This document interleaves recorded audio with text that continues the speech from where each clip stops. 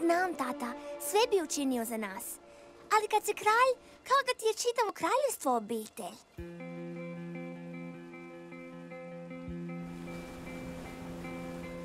Nas uče plemenitim biti, al što je riječ zapravo ta? Bio ti princ ili princeza, kraljica pa čak i kralj. Za svoje se moramo skrbit, al obitelj naša su svi. Svatko baš je u kraljevstvu našem, blizak nam ko brat ili sin. Za cijeli narod svoj ja moram borit se, makar iz tog i ne izvučem se. Kraljevski je ostati vjeran baš svakome od njih. Dom ću naš ja braniti sve dok su mi odani, jer moram sad izborit se za njih. Ja sve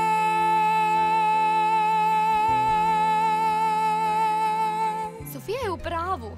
Kao buduća kraljica Čarobnolije, dužna sam boriti se za svoje podanike. Vratimo se. Znam da želite najbolje, ali još uvijek ste samo djeca. Obećavam, okupit ću najhrabrije vitezove iz čitavog kraljevstva i vratiti se kad budete na sigurnom. sudbinu znali moju ste i što me još sve očekuje.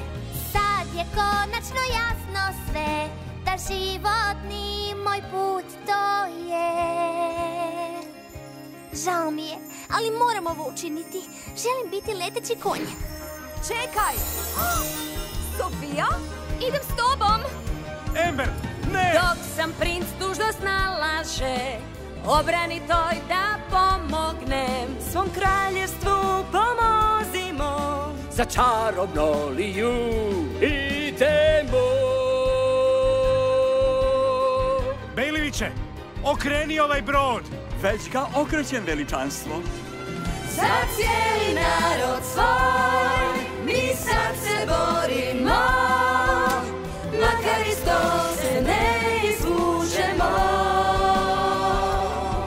Kraljevski je ostati vjeran, baš svakome od njih.